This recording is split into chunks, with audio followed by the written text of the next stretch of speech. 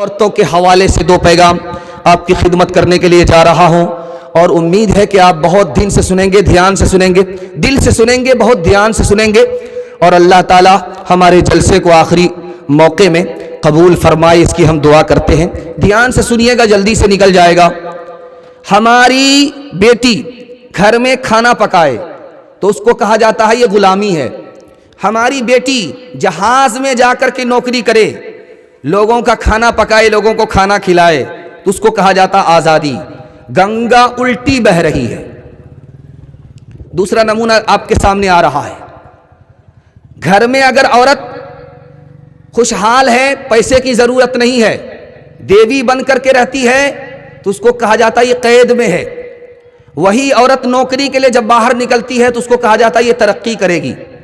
سر سید احمد خان صاحب نے کہا، لوگوں اپنی عورت کو اگر مالدار ہے، پیسے کی ضرورت نہیں ہے، گھر میں رکھو۔ حکومت تو چلی گئی ہے، اگر یہ عورت گھر سے باہر نکل گئی تو عورت بھی ہاتھ سے نکل جائے گی۔ آپ دیکھیں گے جو چھوٹا نوٹ ہے وہ سب سے اوپر کی جیب میں ہوتا ہے، جو سب سے بڑا نوٹ ہے 2000 کا وہ سب سے نیچے کی جیب میں ہوتا ہے۔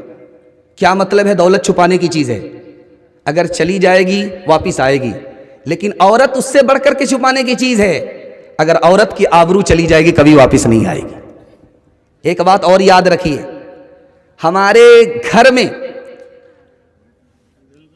ڈرائیور آ جاتا ہے، نوکر آ جاتا ہے، اور ہمارے گھر کی عورت پردہ نہیں کرتی۔ اسحاق بن مسلم بہت بڑے محدث ہیں، بادشاہ کے برابر میں بیٹھے ہوئے، ایک لڑکا آیا جھٹ سے، عورت کی محفل میں چلا گیا، رانیوں کی محفل میں چلا گیا۔ تو اس محدث نے بادشاہ سے پوچھا، یہ لڑکا کون ہے؟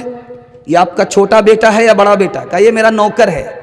کہا جوان لڑکا نوکر ہو تو گھر کی عورت کی محفل میں اس کو نہیں جانا چاہیے، آپ تو بوڑھے ہو چکے ہو، وہ جوان ہے، اس کی جوانی عورت کو زیادہ کھینچ رہی ہے۔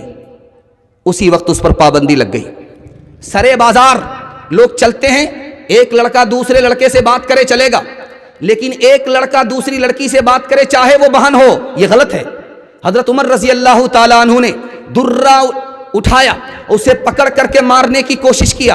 کہا یہ کون عورت ہے جس سے تم بات کر رہے ہو؟ کہا یہ میری بیوی ہے۔ کہا کتنے لوگوں کو کہتے پھرو گے کہ میری بیوی ہے؟ سرے بازار چلتے ہوئے ہرگز کبھی کسی عورت سے بات مت کرنا، چاہے وہ تمہاری بیوی ہو، چاہے وہ تمہاری ماں ہو، چاہے وہ تمہاری بیٹی ہو۔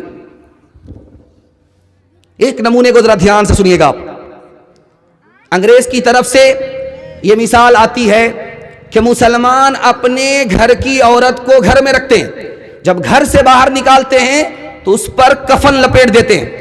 برقع کو انہوں نے کفن کہا، کفن لپیٹ دیتے ہیں، برقع لپیٹ دیتے ہیں، گھر کے اندر اس کو قید کر کے رکھتے ہیں۔ ایک عالم نے بڑا شاندار جواب دیا، گلاس کے اندر پانی رکھا، نیمبو کو کاٹ کر کے اس میں گارا، پوچھا کہ میں تو شربت پی رہا ہوں، آپ کے منہ میں جو پانی آیا اسی کو آپ پی کر کے صبر کر لیجئے۔ کہا انصاف سے بتائیے، میں جس وقت نیمبو کاٹ رہا تھا اور میں شربت بنا رہا تھا، نیمبو کے رس کو اس کے اندر گار رہا تھا، تو آپ کے منہ میں پانی آیا کہ نہیں آیا؟ کہا ہاں ضرور آیا۔ کہا یہی حال جب عورت بے پردہ ہو کر کے سڑک پر آ جاتی ہے تو آوارہ لوگوں کے منہ میں پانی آ جاتا ہے۔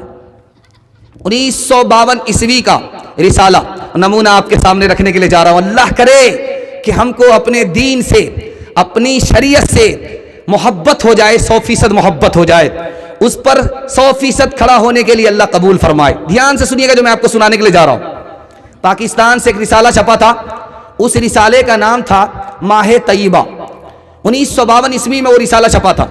اس میں ایک کیس آیا، یہ ہاوڑہ بریج ہے، اس بریج پر ایک لڑکی چل رہی تھی، میک اپ لگا کر کے چل رہی تھی، پیچھے سے ایک لڑکے نے اس کو چھیڑ دیا، اس کا کیس عدالت میں آیا۔ یہ ملک ابھی آزاد نہیں ہوا تھا، انگریز کی حکومت تھی، انگریز حاکم تھا، اور وہاں پر ایک لڑکی کا کیس آیا ہے، ایک لڑکے کا کیس آیا کہ لڑکی چل رہی تھی، لڑکا نے اس کو چھیڑا۔ اب جب مقدمے کی کارروائی شروع ہوئی تو حاکم نے لڑکے سے پوچھا کہ کیوں بدتمیز، کیوں آوارہ، تم نے اس لڑکی کو چھیڑا؟ کہا حضور آوارہ میں نہیں ہوں، آوارہ یہ لڑکی ہے۔ چولہے کی آگ چولہے سے نکل کر کے پیٹرول پمپ میں آ گئی اور آگ لگ گئی تو قصور اس آگ کا ہے جو چولہے کے اندر تھی، اس کو باہر پیٹرول پمپ میں نہیں آنا چاہیے۔ میری حیثیت پیٹرول کی طرح ہے، اس کی حیثیت آگ کی طرح ہے، قصور اس لڑکی کا ہے، میرا کوئی قصور نہیں ہے۔ وہ حاکم اس بیان کے اوپر مجبور ہوا، اس نے اپنے ججمنٹ میں لکھا لڑکا بے قصور ہے، لڑکی قصوروار ہے، یہ لڑکی غیر مسلم ضرور ہے لیکن میں اس کو 1 سال کی سزا دیتا ہوں۔ اب لڑکی کے کان کھڑے ہوئے، 1 سال کی کیا سزا ہوگی؟ اس کو اس برقعے میں رہنا پڑے گا جس کا حکم اسلام نے دیا ہے، محمد صاحب نے دیا ہے، 1 سال اس برقعے میں رہنا پڑے گا۔ انشاءاللہ میں آپ کو ہاتھ جوڑ کر کے ایک بات کہوں گا، آپ لوگ اس کو برا مت مانیے گا، جب عمل ہو جائے عمل کر لیجئے گا۔ امام بخاری نے لکھا ہے عورتوں کو مردوں کے مجمع میں آنے کے لیے ایک شرط ہے، اس کا راستہ الگ ہونا چاہیے، مرد کا راستہ الگ ہونا چاہیے۔ اگر دونوں کا راستہ ایک ہے تو جلسہ سن کر کے بھی مرد بھی گنہگار، عورت بھی گنہگار۔ جب بھی آئندہ آپ کا جلسہ ہو تو کوشش کیجئے گا کہ عورت کا راستہ الگ ہو جائے، مرد کا راستہ الگ ہو جائے۔ انشاءاللہ عمل کریں گے؟ ہاتھ اٹھا دیجئے۔ بیوی کو اپنے حال پر چھوڑ دیں گے؟ ہاتھ اٹھائیے انشاءاللہ۔